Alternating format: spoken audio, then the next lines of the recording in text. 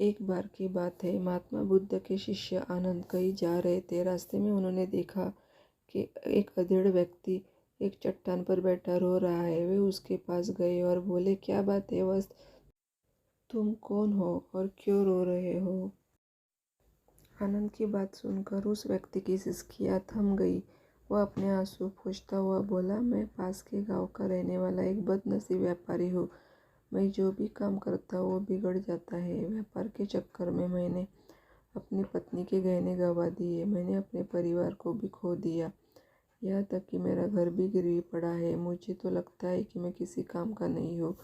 मेरी किस्मत ही खराब है। उसकी बात सुनकर आनंद बोले, तुमसे किसने कहा वस्त कि तुम्हारी किस्मत खराब है? ज़रा मैं भी तो जानूं कि तुम्हारी किस्मत में क्या खराबी है। वो व्यक्ति बोला, पहले मैं खेती करता था, पर हर साल उसमें घाटा होता था।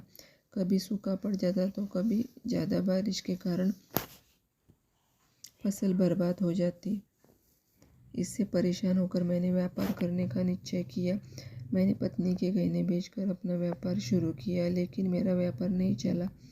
शुरू में परिवार वालों ने मेरा साथ दिया, लेकिन जैसे जैसे मुझे नुकसान होने लगा, मेरे परिवार वाले भी मुझसे दूर हो गए।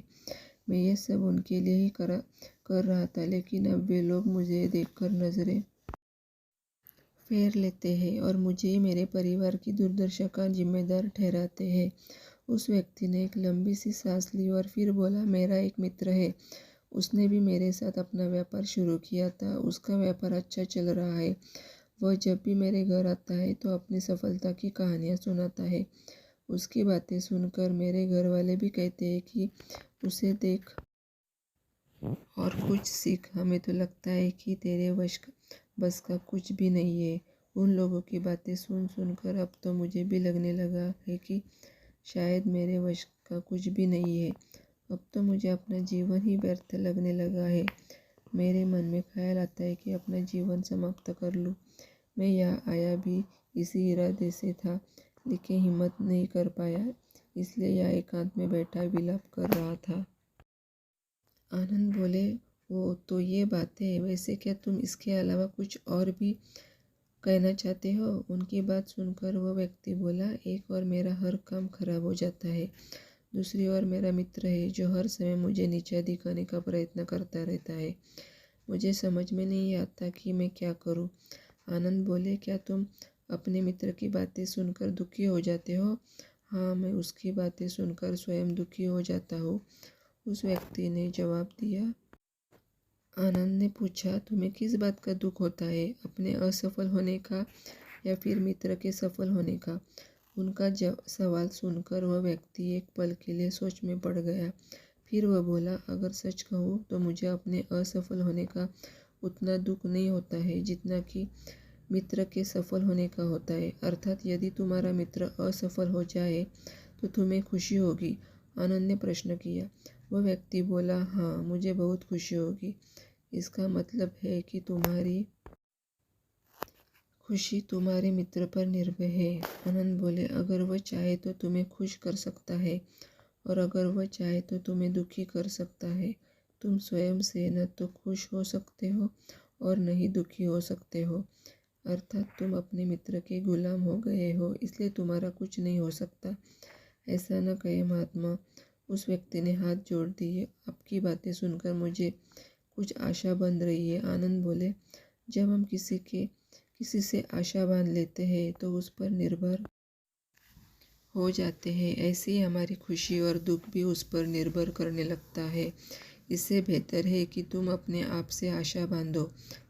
जब तुम ऐसा करोगे, साथ ही पूरे जतन से काम करोगे, तो तुम्हें सफलता अवश्य प्राप्त होगी। कहते हुए आनंद ने एक पल के लिए उस व्यक्ति की ओर देखा और फिर अपनी बातें आगे बढ़ाई। तुम्हें लगता है कि तुम्हारा मित्र तुम्हें दुखी करने आता है, पर अगर विचार करो तो वह बातें तो सच्ची ही कहता है। वह अपने संघर्ष और अनुभव की बातें बताता है। तुम उन बातों से बहुत कुछ सीख सकते हो। तुम्हें इसके लिए उसका धन्यवाद करना चाहिए कि तुम्हें घर बैठे कुछ अनुभव मिल रहे हैं। तुम उन अनुभव का लाभ उठाओ, नई शुरुआत करो, कर्म करते जाओ। हार मत मानो, एक दिन तुम्हें सफलता अवश्य मिलेगी। आज तुम जिसे अपना बुरा वक्त या बुरी किस्मत कह रहे हो, एक दिन यह बदल जाएगी। इसी के साथ तुम्हारे विचार भी बदल जाएंगे और देखना, जब तुम्हारा अच्छा वक्त शुरू होगा तब तुम्हारा मित्र भी तुम्हें अपनी सफलताओं की कहानियाँ नहीं सुनाएगा। तब वह अपनी असफलताओं की बातें बताएगा ताकि तुम उसकी बातें सुनकर भ्रमित हो जाओ, तुम्हारा आत्मविश्वास हिल जाए और तुम गलत निर्णय ले सको।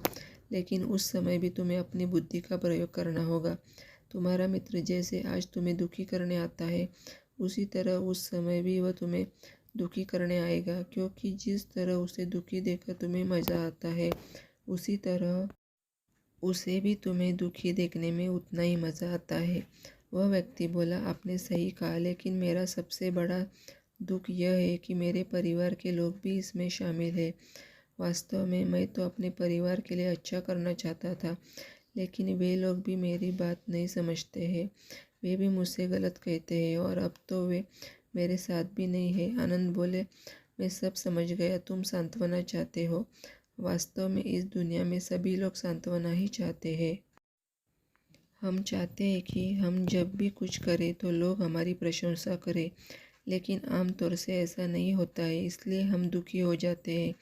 हमें लगता है कि हमारे मित्र परिवार वाले सब मतलबी है, लेकिन तुम अगर किसी को अपना परिवार मानते हो और उसके लिए कुछ करना भी चाहते हो, तो तुम्हें ऐसा क्यों लगता है कि तुम दूसरों के लिए कुछ कर रहे हो?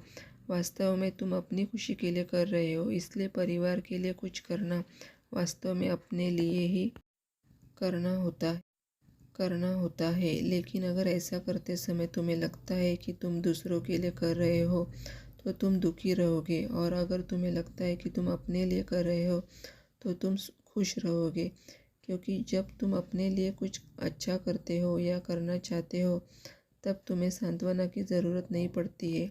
आनंद की बातें सुनकर उस व्यक्ति के चेहरे के भाव बदल गए।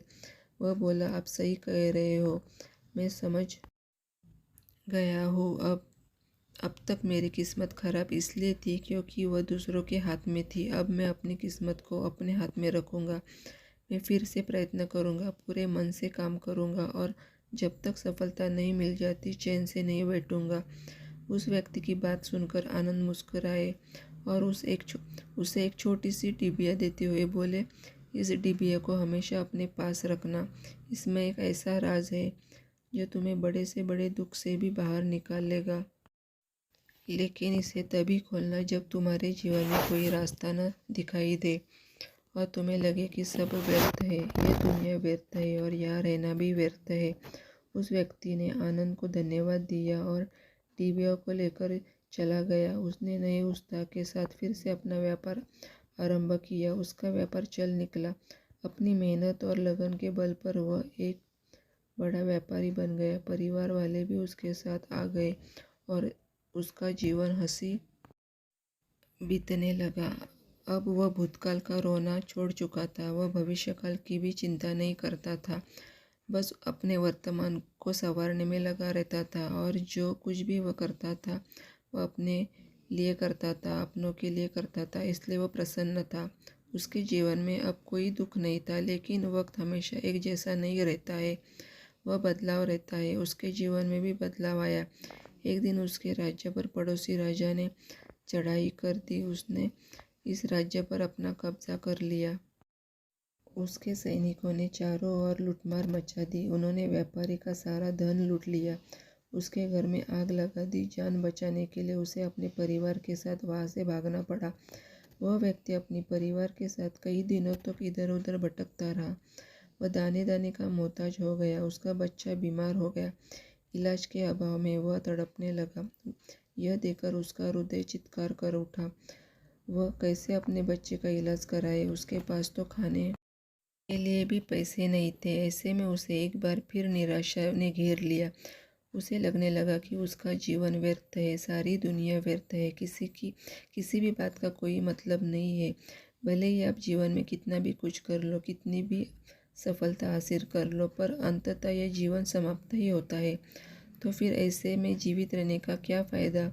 इससे तो अच्छा है कि वह अपना जीवन समाप्त कर ले।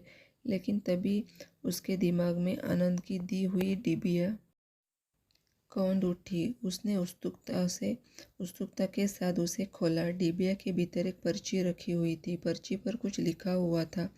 उसे पढ़कर उसकी आंखों के आगे छाया निराशा का अंधेरा छट गया और वह मुस्कुरा पड़ा। पर्ची पर लिखा हुआ था, यह समय भी बीत जाएगा। उसने डिबिया को अपनी मुट्ठी में भींच लिया और एक नई शुरुआत के लिए उठ खड़ा हुआ। दोस्तों, अगर आप भी ऐसी परिस्थितियों से गुजर रहे हैं तो निराश न हो। अपने अतीत पर शोक मत करें। अपने वर्तमान को जिए और उसे बेहतर बनाने के लिए सच्चे मन से प्रयत्न करें। यकीन जाने जल्दी ही आपकी किस्मत भी बदलने वाली है।